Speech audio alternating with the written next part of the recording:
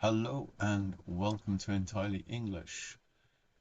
Nice to see you here, my subscribers, viewers, people who are browsing.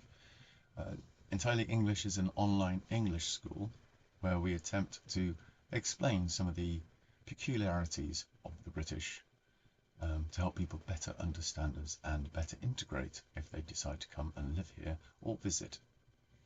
In this series, we're looking at manners.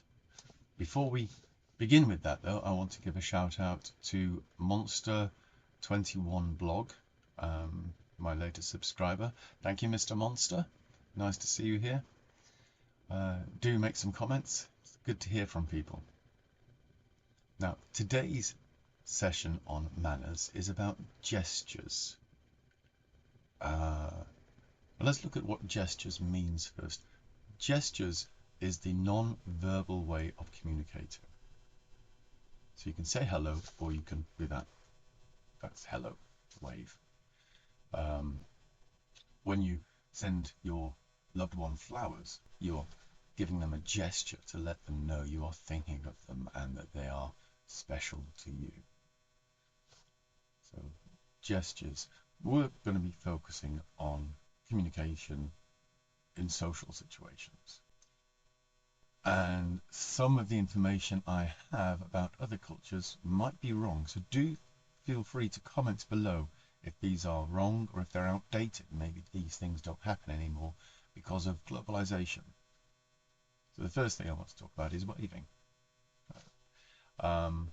Apparently, in Greece, showing any gesture that shows the palm of the hand is supposedly offensive.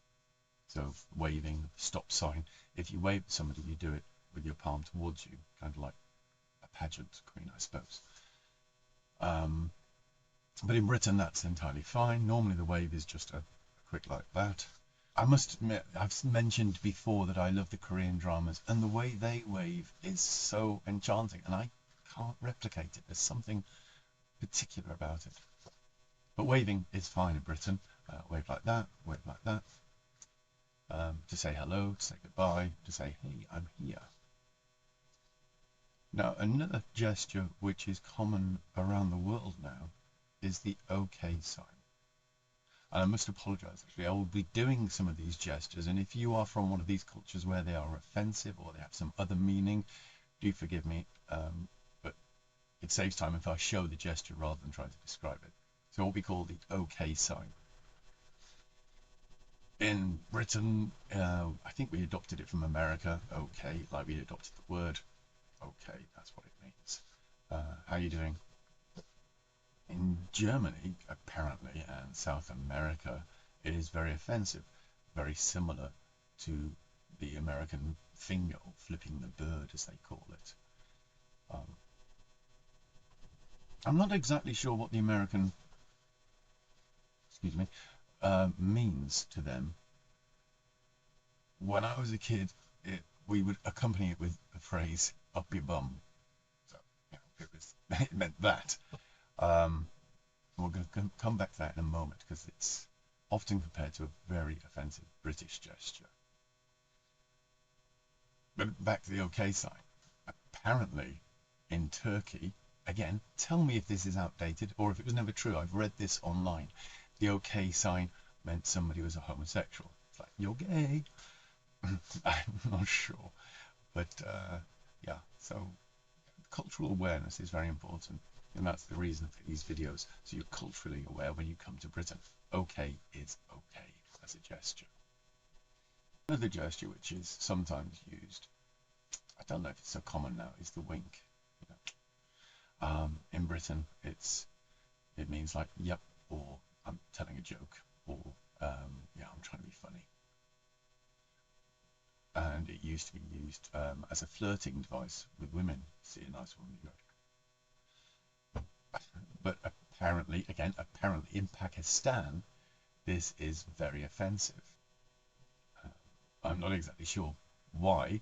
The material I read just said in Pakistan it's offensive, so I don't know. But in Britain, it's great. It's okay. I don't think it's ever used in an offensive way, unless you've said something complimentary to somebody, and then you give a wink saying, no, that's a lie, I'm joking.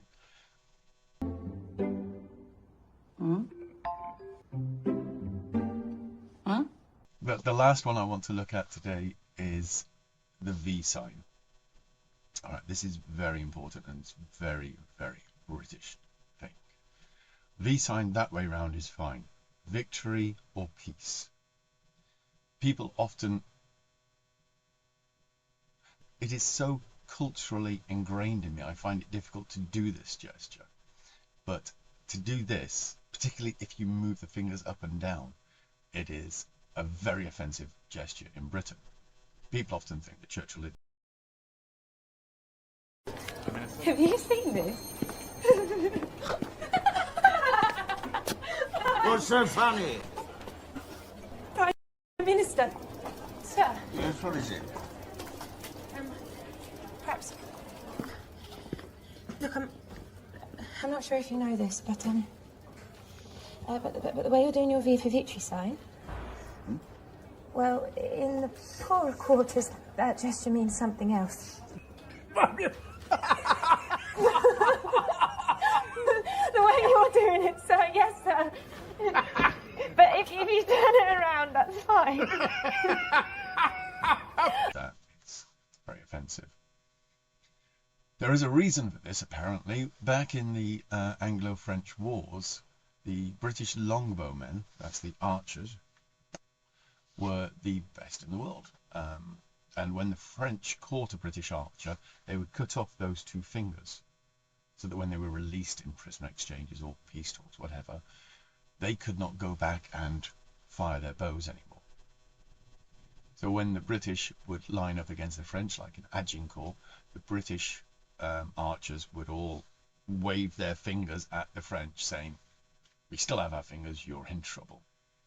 And the gesture meaning moved on, and it's the same as saying, again, avoiding using rude phrases, F off.